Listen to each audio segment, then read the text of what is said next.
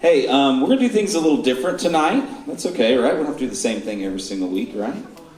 We had a number of students that got a chance to go on a mission trip during spring break to California. You might notice a few of them have some shirts on. And I only got a chance to have 4 share on Sunday, 2 at 9:30 and 2 at 11. So I told the rest of them that they could share tonight. So if you went to San Diego on the mission trip and you did not get to share on Sunday, if you can, we're going to kind of have 2, 3, 4 of you over here, 2, 3, 4 of you over here. You guys go ahead and come up. We just are going to hear from them kind of what was one of their favorite memories and or where did they see God moving and working. So if you see somebody with one of these shirts on, kind of poke them, get them kind of to move up this way. Y'all come on. Yeah, give them a hand. They don't have to have a shirt on. They might not wear their shirt tonight. All right. Yeah. All right, we got 3 on this side. Come on, Cruz. You win. Don't act like you didn't go. We know you win. No, she doesn't have to share. She shared on Sunday. Yeah. Okay? All right. Tatum, you're closer to the mic, so I'm going to let you go first. And then Haley will go next. And then we'll go back and forth like that. All right. It was a really amazing mission trip. One of the things that stuck out to me the most was, like, I've gone on mission trips before, and we've done missions around the area, and we'd always said, oh, I'm a student on a mission trip. But the pastor at Vita Church, one of the churches we were serving with, referred to us as missionaries. He said to his congregation on the Sunday morning, he said, these missionaries have come to serve our church, and used the term over and over and over again. I never thought about it that way. I never thought of myself as a missionary. I just always said, oh, I'm a student on a mission trip, not that I was a missionary. And so that was really cool. And it made me rethink, like, do I live my daily life like I'm a missionary for Christ every day in Jacksonville or in San Diego across the country? Is this on? Does it have a green light? It has a green light on, but I don't know that it's actually talking. It might be muted. I'll just be loud. This was my first mission trip. Thank you. I had never been on one before, which was exciting. And one of my favorite memories from the trip, Sunday we did 2 services, and the second one was at Vita Church, which is bilingual, in case anybody didn't hear that on Sunday. And so they do a verse of their songs in Spanish and then a verse in English. And so that was really cool for me because for the first time I realized that worship doesn't have to be so like when you get to heaven, there's not everybody singing it in English. There's not everybody singing it in whatever language that you speak. And so that was really cool because I suck at Spanish. And so I'm just trying to do my best to sing, and I knew what they were saying because I knew the English version, but that was really cool for me to get to experience that. So.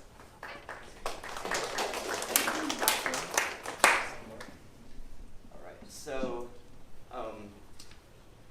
really what stuck out to me was before I had gone on that mission trip, I wasn't sure if I really wanted to go because I never thought of myself as a very outgoing, like sharing the gospel with other people, and because I've always been very much of an introvert. But really, I just prayed about it, and after I went on that trip, that was one of the best trips of my life. I really enjoyed it, and really through prayer is when we went door to door, just sharing the gospel with people, I really had the words to say, and I know that that was definitely through prayer, and I could definitely feel him working through me in that way, and I just thought that was really cool because I never thought of myself as ever being able to do that. So, yeah. Woo! Hello, I haven't used a microphone in a long time, so there might be feedback. But me and Cruz at the Haitian church, if you didn't hear about it on Sunday, we're part of the manual labor squad instead of actually folding clothes, which is great because I hate folding clothes. But we got to go through all the boxes of soap and expired food and stuff, but they have a bunch of stuff that they don't need, but they'll keep because they have nothing else to do with it. And they don't have the work to sort it and give it away because there's not enough people that go, but so they just accumulate the stuff. And what stuck out to me was, well, first of all, the soap, but like, if you work, and it doesn't matter what you're working with, if you're not even doing the main job, you can still do it for God.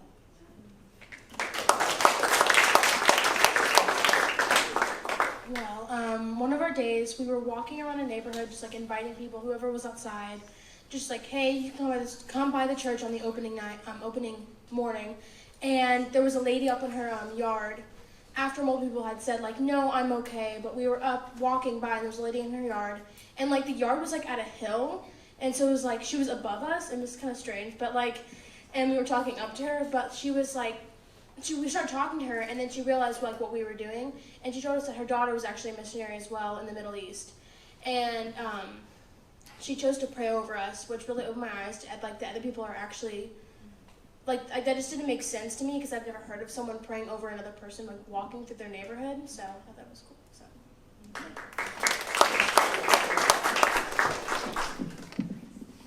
This mission trip was a lot of firsts for me because it was my first mission trip.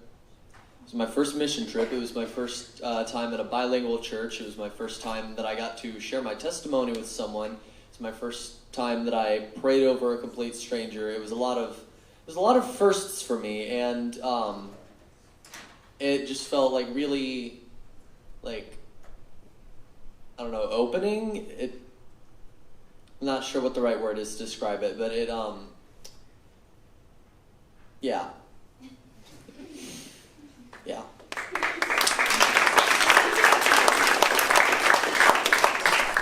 Also, on a final note, the animals at the beach were sea lions, not seals. That is all I have to say.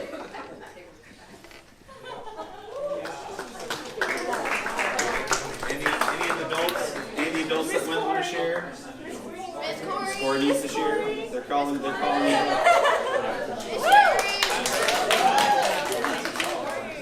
We did take some other adults. Pastor Dan didn't have all these kids by myself.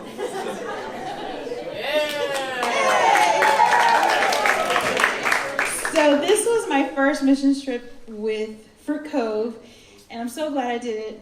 I went with you guys rather than all adults because I love being around teenagers. You guys, I think what most impacted me was when there was one day where we went door knocking and students had to do a little survey, and then if they were allowed to, they would share their testimony. And I was like, if that were me, I would be having accidents in my pants. Like, because that's just not, I can be very outgoing, but that terrifies me to my core. And just seeing the courage, and I'm sure a lot of the students fought through their fears to do it, but that was encouraging to me. Like, y'all just went and did it. Like, there was no, do I really have to, but what about, there was no excuses, there was no nothing. And the other thing was just seeing the impact on the churches, because we helped 3 different churches, and seeing the impact that our group made on them. When we were at Vida Church, what the pastor told his congregation in Spanish, he didn't translate it to English, but I understood it, of course. And he told the congregation, he goes, you see these missionaries? This is who you need to be. They've set an example, and now we need to follow.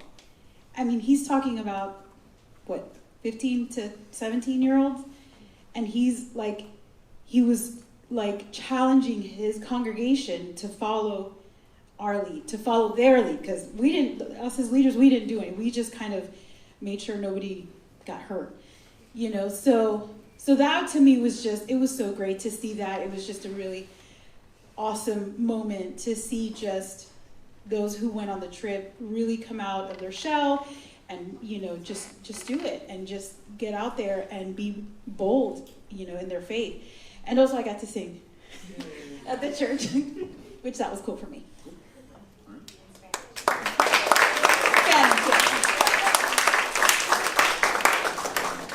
All right. Anybody else? Last call?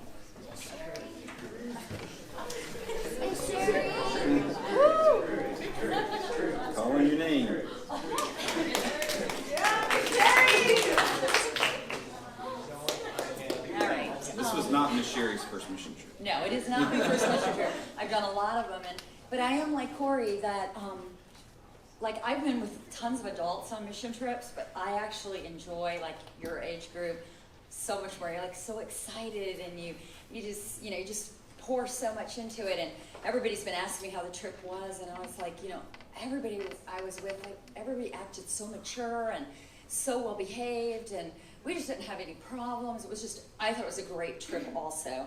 But one thing that specifically stood out for me is we were walking around the block and with my group, and I think we kind of started, maybe like other people, feeling a little bit down, like, we were just talking to people as we walked around. That was the time we were not knocking on doors. We were just saying like who we came and encountered.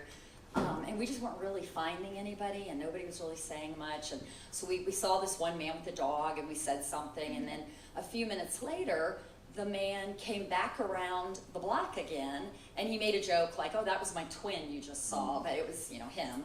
And he came and he said, "I'm coming back because God told me to come back and pray for you." And it was the same thing because, in San Diego, there, like anywhere in the world, but there's a lot of unchurched people there. And so you really, the day before we knocked on the door, a lot of people were like, we don't, go away, or they didn't really have much to say to us. So, some people did, but it was just such an encouragement. I really felt like God sent that man to us, because I felt like we just all needed some uplifting. And when he came back around and he said that to us, like, God told me to pray for you. And then he did. He just prayed over us for a while. And as we said, a few of us had that happen. But I think that was probably the best thing for me, because I felt like God did it for us. So.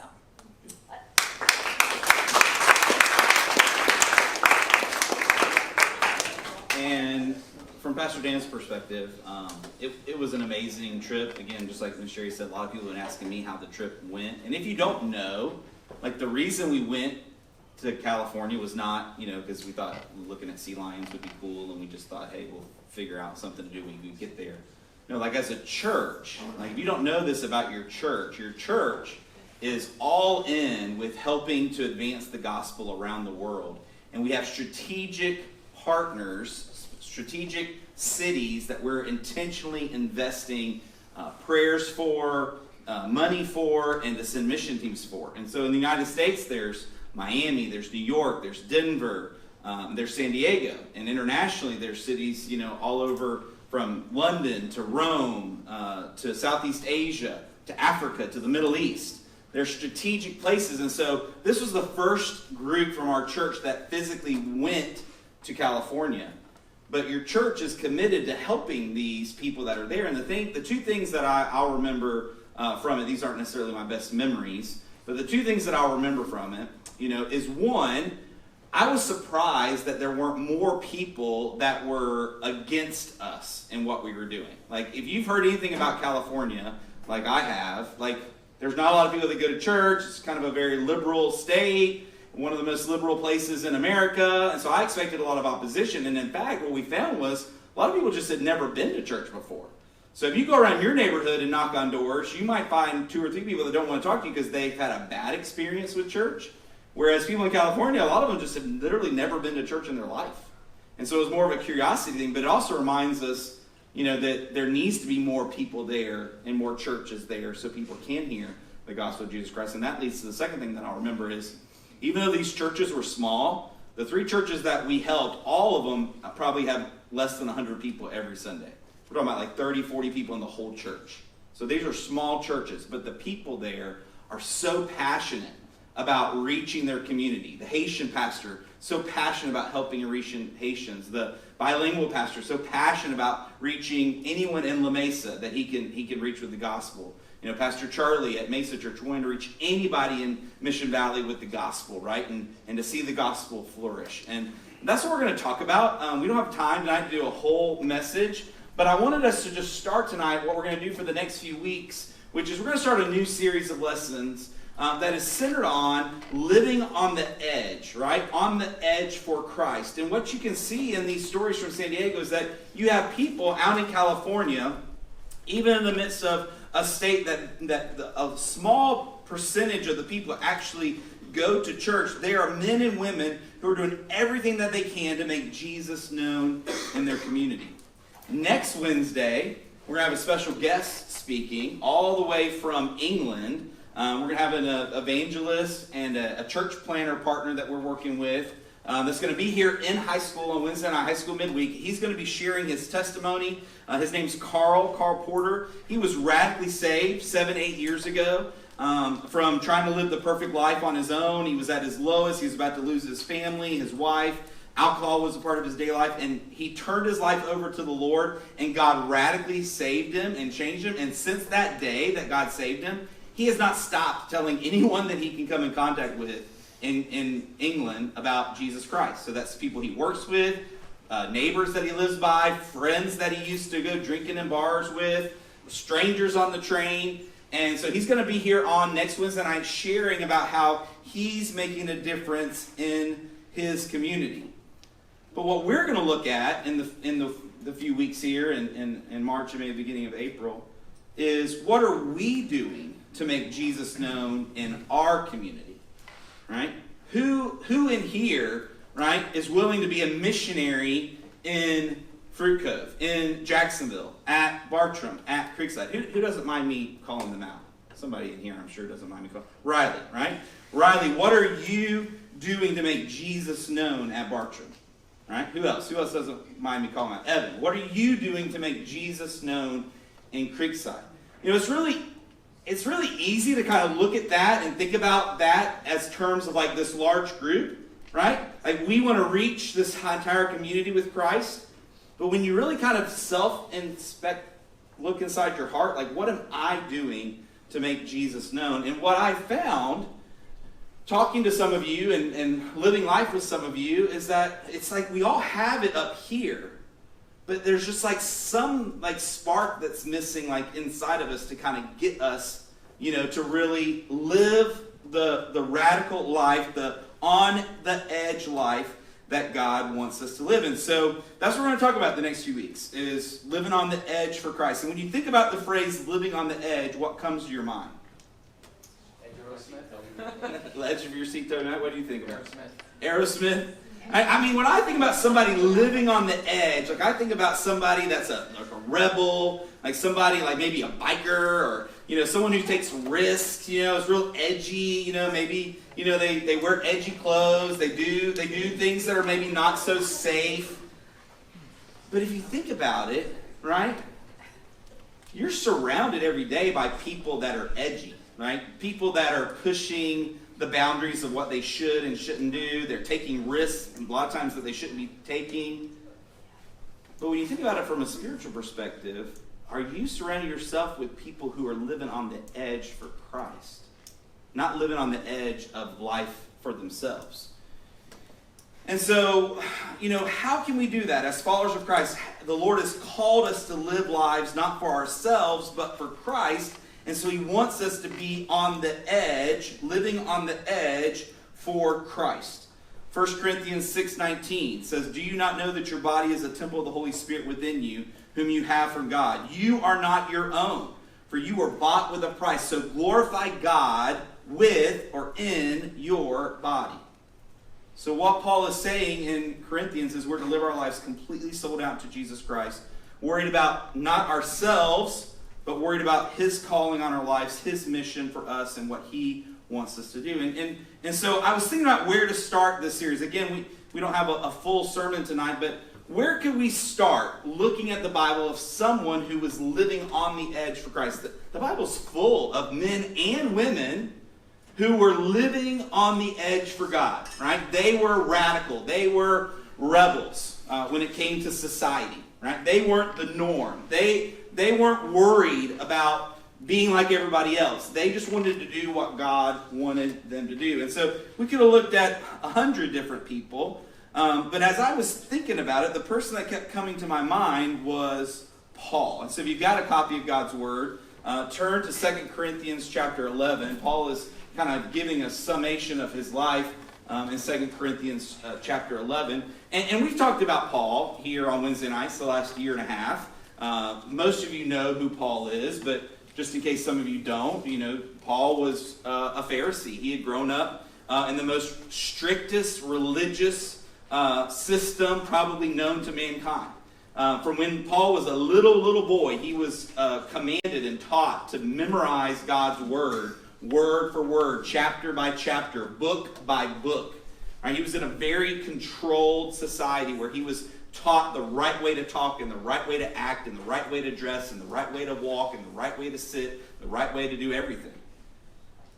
But what that led him to be was someone who actually persecuted and was a part of killing Christians. And you can read his story. We've looked at it here before. You can watch some of the sermons from last year. We looked at his radical change on the road to Damascus in Acts chapter 9. We looked at his being set apart to be on mission for God in Acts chapter 13. In fact, this whole second half of the book of Acts is pretty much the biographical account of Paul's missionary journeys in his life. And so you see that, Paul's life wasn't peaches and daisies. Like he had a very hard life, and yet God radically changed him. He started over a dozen churches in different cities and wrote half the New Testament. But this great Christian missionary didn't just go on mission trips telling people about Jesus eating In-N-Out burgers, right? No. Paul was on the edge, right? Paul was living his life where every single day he did not know if that day was going to be his last day, right? And as a Christian, you have to have that same urge inside of you to live on the edge for Christ. And so he's writing this letter to his friends in Corinth at the end of the second letter, chapter 11. If you skip ahead to verse 23, Paul is giving an account of what his life was like. He calls himself a madman. So I titled the short little sermon tonight, Crazy for Jesus, right? Because it's basically what he's calling himself. He's saying, I'm a madman for Jesus Christ. Look what he says in 2 Corinthians 11, verse 23. He says, are they servants of Christ? I'm a better one. I'm talking like a madman, with far greater labors, far more imprisonments, with countless beatings, and often near death. 5 times I received at the hands of the Jews 40 lashes less one. 3 times I was beaten with rods. Once I was stoned. 3 times I was shipwrecked. A night and a day I was adrift at sea. On frequent journeys, in danger from rivers, dangers from robbers, danger from my own people, danger from Gentiles, danger in the city, danger in the wilderness, danger at sea, danger from false brothers, in toil and hardship through many a sleepless night, in hunger and thirst, often without food, in cold and exposure. And apart from other things, there is the daily pressure on me of my anxiety for all the churches. Who is weak, and I am not weak? Who is made to fall, and I am not indignant? Verse 30, if I must boast, I will boast of the things that show my weakness. Now this might seem like bragging a little bit that Paul's talking about all the things that happened to him, but if you actually read the first part of this passage in chapter 11, you hear kind of why he's doing this is because there have been people that have been kind of calling him out and basically accusing him of like stealing people's money and starting these churches and preaching about Jesus for his own personal gain. And so he's basically, even though he doesn't want to do it, he's basically saying, if I was doing this for my own good, why would I keep doing this when all this stuff happened to me? But what you see real quickly here is you see a man that was willing to go anywhere and tell anyone about Jesus no matter the cost on his life. And again, if you don't know anything about Paul and you just read this list of what happened to him, you'd probably be like, whoa, all this stuff happened to one guy? Well, actually, it was a lot more happened to him than just what's written here. Because he wrote this before he was executed, and there was a lot of things that happened to him between when he wrote this and when he died. But if you want to read more, you can grab the book of Acts and read it. But what you can see is that this guy was crazy for Jesus. He was living on the edge for Christ, and there was a lot of people who didn't like it. But one of the things that I love about Paul was that he didn't allow the opposition to discourage him, but in fact, maybe even because he used to be one of those oppressors, he was ready for it. And so just real quickly, when you read this list of things that happened, and the first thing that I notice is that all of these physical things that happened to him being beaten and whipped and stoned and shipwrecked and all these things, man, it shows us that Paul was willing to go to the edge and do anything for Christ no matter what happened to him. In fact, even though he didn't know what was going to happen to him in each city, he was prepared for whatever kind of hits that he took. And so the first thing you see is, number one, if you're going to live your life on edge for Jesus, you need to be prepared for opposition. You just need to go into it expecting it so it doesn't surprise you, right? I love being on mission for God, whether it's here in Fruit Cove or Jacksonville, or whether it's on a mission trip to San Diego, or when it's somewhere overseas in some foreign country. I love telling people about Jesus, but every single time that I open up my mouth and share the gospel of Jesus Christ, I'm prepared for whatever might happen to me, right? You don't go on a mission trip saying, well, I'm only going to go on this mission trip if you can promise me that no one's going to be mean to me. That's just not what you do, right? You're prepared and you're ready for anything that happens, and you can't be scared by it. You got to understand that God will be with you, just like some of these shared in their testimony. Paul says in Ephesians 6:19, he says, "Pray for me also that words may be given to me in opening my mouth boldly to proclaim the mystery of the gospel." Paul says that even while he's in prison, he says, hey, God's going to be with me and give me the words that I need to say. So Paul wasn't worried about the pain. Well, correct that. He probably was a little worried about the pain. But he was more worried about people dying without the gospel. And so he went into it knowing what to expect. Think about it this way. Have you guys ever taken a test before, thinking that the test was going to be on something, only to find out when you started the test that it was on something you didn't expect? Right? How exciting is that? When you open up the test, you're like, I didn't even study this. I have no idea, right? Because why? Because you weren't expecting. Even if you fail a test, but it's on something that you knew that it was on, you at least go in knowing this is going to be a bad test, right? I know this is on, I don't know, some math term or science. I know this is what on. I don't completely know how to do this, but when you open up that test and it's on something you didn't expect, there's this fear that comes over you, right, in that moment. That is different from when you don't know how to answer the questions. When it comes to living your life for Christ, right, knowing what's going to happen, knowing you're going to face opposition, knowing that it's okay, God's going to be with you, right? It just alleviates some of that fear if you can go into it prepared for what it is that you're going to face, all right? And so, that's just taking a test at school, but we're all taking a test in life. Christ has called us to turn from our life of selfishness and rebellion against God and turn our lives of living, loving, and serving Him. And so, are you ready to live your life for Him no matter the opposition?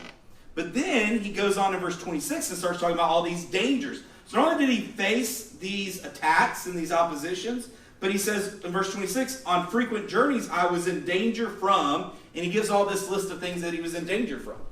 Danger from rivers, danger from robbers, dangers from my own people, dangers from Gentiles, dangers from city, dangers from country, dangers from sea, dangers from false brothers, right? He was all these dangers. He was in toils and sleepless and hungry and thirsty, right? And so the second thing you see is that even though that he was in these difficult, dangerous situations, Paul never ran away from what God had called him to do. And so if you're going to live your life on edge for Christ, not only do you need to be prepared for opposition, but number two, you need to not run from difficult situations.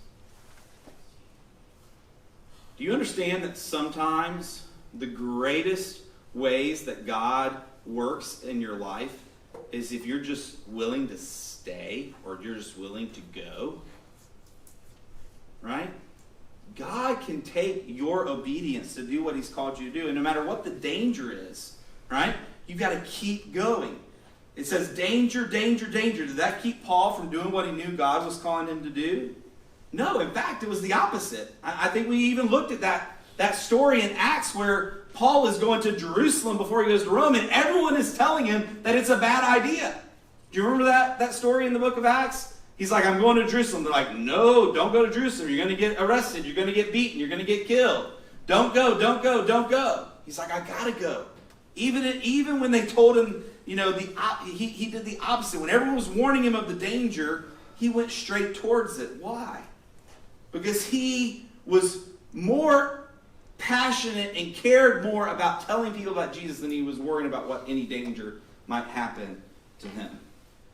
One of the things I want to encourage you with as you're living your life on edge for Christ is you're going to have those moments where you know, talking to someone, doing something, going on a mission trip, doing something is you're going to, not only face opposition, but it's going to be a really difficult situation. You might have a friend right now, or a family member, or a classmate, or a teammate that you're like, man, I'll witness to 3 people or 10 people before I'm a witness to them because I just don't know what they might say to me. But can I encourage you? If you face that fear, if you face that danger head on, right, and you are faithful to do what God has called you to do, you have no idea how God's going to use you in a way you could never imagine. And I always encourage students, when you're trying to share with someone or witness somebody, as quick as you can, try to get the name of Jesus out of your mouth. Seems like it's just getting the name of Jesus out of your mouth in some way or some fashion, right? Just gives you that extra, that extra push to squash any of that fear and to not run from a difficult situation. I see so many times, I've seen it in my life, where I go to tell someone or witness to somebody or speak up for Jesus, and for whatever reason, I kind of skirt around what I'm supposed to do because I'm scared of what someone might say or what someone might think. And so just face it head on, right? Some of the world's most famous evangelists, some of the most famous soul winners, even Paul himself, if you read about Paul in all the Bible, these were not the outgoing, boisterous, type A people. These were the shy, quiet people. A lot of people think that Paul was short and bald and had a crooked nose and was, kind of an outcast. But he was a warrior for Christ because he wasn't going to run from difficult situations. And then I'm out of time, but the last thing you see here is as he finishes this section, he says, "Who is weak and I am not weak? Who is made to fall and I am not indignant? If I must boast, I will boast of the things that show my weakness." Why would he boast and brag in his weaknesses? Well, because, right? What does the famous verse in the next chapter say?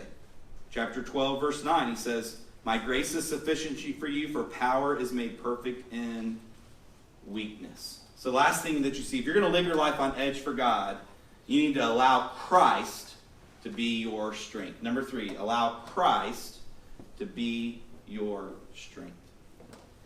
That's the opposite of living life on the edge by the world's standards. When you live your life on the edge in the world's standards, it's all about you, right?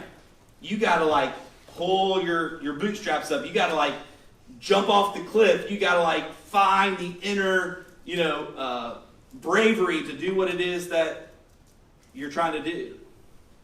But to live your life on edge for Christ, it's not you pushing yourself further. It's trusting Christ more. It's leaning into Christ more. It's allowing Christ to be your strength more. Because when you lean more into Christ, when you spend more time in His Word, when you spend more time in prayer, when you surround yourself with godly people, when you encourage each other and spur each other on to do great things for God, when you go on mission trips with other Christians, when you're being who Christ has called you to be, it's not your strength that's allowing you to live on edge for Christ. But it's His Spirit inside of you, pushing you, right, further and further, right? Why was Paul able to be probably the greatest missionary the world has ever known? Was it because he had an amazing skill to speak in front of a large crowd? Was it because he had great strength that allowed him to, face these beatings? No, it was because he continually emptied himself and he allowed Christ to live in him. You can do the same thing right now.